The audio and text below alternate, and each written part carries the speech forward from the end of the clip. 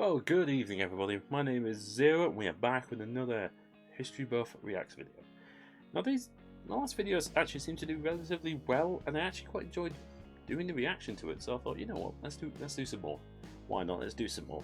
So this one is coming at us from a channel called Salmonella's Academy. And he seems to do these sort of weird and wonderful stories from history with a bit of a funny flick to them. So I'm quite looking forward to this one. Let's go. This video is sponsored by Skillshare.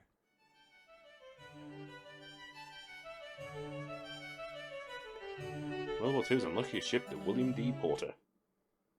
Hey kids, now some philosophers have called boats the airplanes of the sea, but while every glamorous Glennis has its slow-mo shun, so too does JJ the jet plane have his awful counterpart. Her legacy in many ways resembles my middle school career, a 3-year-long travesty plagued by blunder after blunder due to both gross incompetence and sheer misfortune, with the only silver lining being that it's remembered by relatively few. Meet the USS William D. Porter, he had a rough childhood. Willie D, which was a perfectly acceptable alias in the days before Don't Ask, Don't Tell. She was a Fletcher-class destroyer, which, if you know Fletcher as well as I do, you know he's pretty high-class at destroying. Like when he snapped off my DS screen during summer camp because he was trying to get a better look. Didn't even apologize. He was just like, well, you're not supposed to bring video games to camp anyway. Even though everyone did. Fuck you, Fletcher. You were a counselor. You're supposed to be more mature than us. You're the reason I grew up with a lingering resentment towards authority. And my only reprisal is that I got to draw you as the disgusting fat lard for millions of people. Actually, I think his name might have been Eric. Anyway, in July of 1943, the ship was commissioned by the Navy and led by Lieutenant Commander Wilfred A. I think it's safe to say that he may have had a bit of a rough childhood, by the looks of it. Walter. As her first real job, the Willie D was assigned to a top-secret escort mission across the Atlantic. Walter was like, alright man, time to prove ourselves. I want to see you all on your A-game. And as its first act under military command, the ship didn't raise anchor properly and tore a massive chunk out of the ship next to it while pulling out. Okay, rough start, but definitely not a sign of things to come. The next day, she met up with 3 other ships, including 2 destroyers and a battleship known as the USS Iowa, and the fleet set off towards yeah, I know the Africa. Iowa. Given the clandestine nature of the operation, they were ordered to maintain total radio silence so as not to alert any subs that might be lurking below. Suddenly, boom, bang, borf, Hare Krishna, huge explosion off the starboard quarter. They're like, holy shit, evasive maneuvers. But after however many minutes, the transmission comes in saying, hi, this is Wilfred D of the Willie Walter. I mean, no. So a depth charge may have accidentally fallen off the ship, and we may have also forgotten to turn off the safety mechanisms on said charge, causing it to detonate immediately. So if you heard a little noise a bit ago, no cause for alarm. Also, sorry for breaking radio silence. Love you, bye. Shortly thereafter, a strange phenomenon. Oh my god, not a good start for the ship. Holy crap! Oh, those depth charges have a hell of a bang to them. I mean, the whole point of the depth charge was it was supposed to destroy enemy submarines. It's detonating the minute it hits the water, right next to some friendly ships. Wow. Not a good start for this ship. Oh god. On the spotted near the ship. Officer, what in the rhyme of the ancient fuck is that? Appears to be a large wave, sir. Jesus Christ, they have that now? Basically everything that wasn't tied down ended up being swept off, and one of the boilers in the engine room got foobarred. But fortunately, no crew members were taken away, except for the one that was. Later, the 4 ships congregated in the waters east of Bermuda when the Iowa decided to test its anti-air abilities and launched a bunch of water balloons for target practice. A few of these drifted towards the Willie D, and they took some pot shots just for fun, probably wrecking some happy albatross households in the process. But Walter was like, men, it's time to redeem ourselves. Spit those crayons out. Don't you know the purple ones are bad for you? Time for some impromptu torpedo drills on the Iowa. Oh no. That was Narnar and the Pow Pow. They're gonna douse their trousers when they see how good we tore those pedos. Say, you guys remember to take the primer out of all of them before launching, right? Yes, sir. Yep.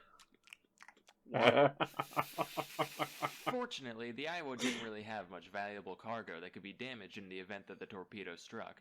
Oh, except for 32nd President of the United States Franklin Delano Roosevelt, who was being escorted to Cairo as the whole point of the mission. The next 5 minutes aboard the Willie D.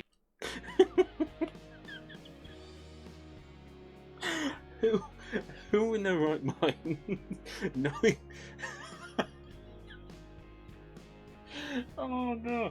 Who in their right mind, right, when captaining a ship would launch, even test launch, torpedoes at a ship that had the President of the United States on it. Oh, God. Oh, dear. So what did they say? It said that the whole point of the mission was to get President Roosevelt to Cairo. I don't know what the time period for that was. I don't actually remember. I know it happened, I just don't remember when. I'm pretty sure it was just on a mission to... Do you know what? I don't remember. I might have to double check that one. I can't actually remember why he went. Okay, I'll have to double check that afterwards. Obviously that's something I'm missing from my...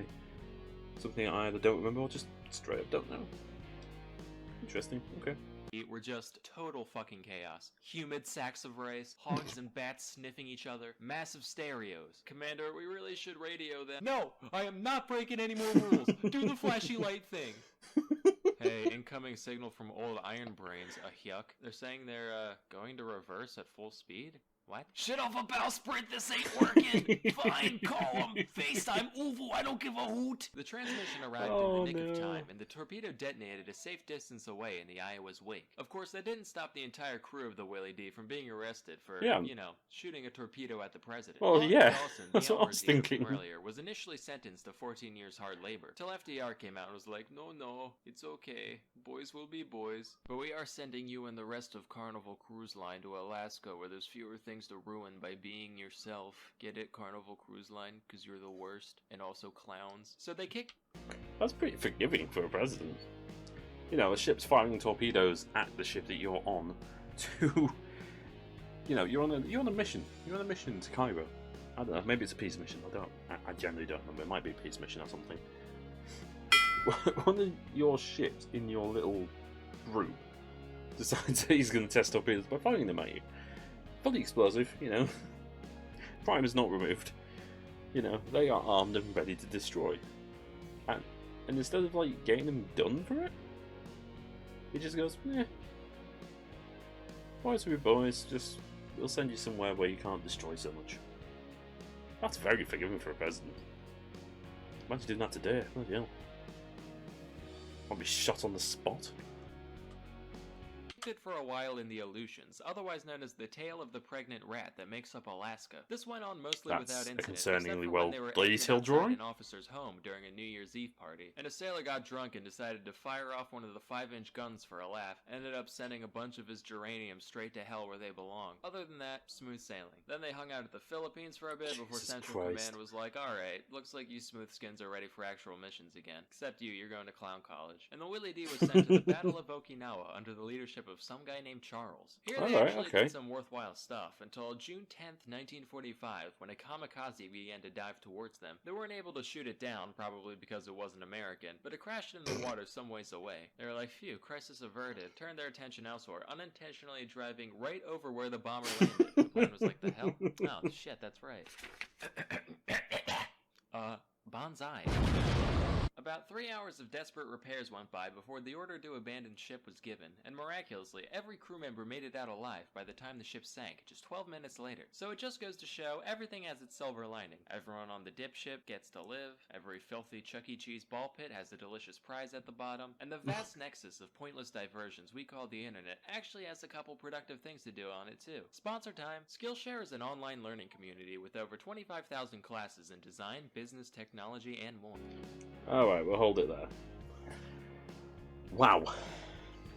I don't think I've ever heard of a story that bizarre. Especially from the Navy. Wow. Did nobody spot from that ship, did not a single person spot that there was a bomber still in the water? Or did they not even just mark it, thinking, oh, the bomber's landed over there. Okay, let's not drive over the bomber. No, they... No. No, they thought it was obviously a good idea to pilot the ship over the bomber. Bear in mind, these kamikaze ships were actually loaded with explosives. They obviously thought it was a good idea to go over the plane full of explosives that was probably ready to detonate at any point. course. But yeah, that'll do. For now, I've been Zero. Don't know what the next video is going to be. I have some videos planned. I haven't figured out what the plan is yet, but we'll figure it out, I'm sure. I've been Zero. This will be another History Buff Reacts video, and I will catch you next time. Bye bye.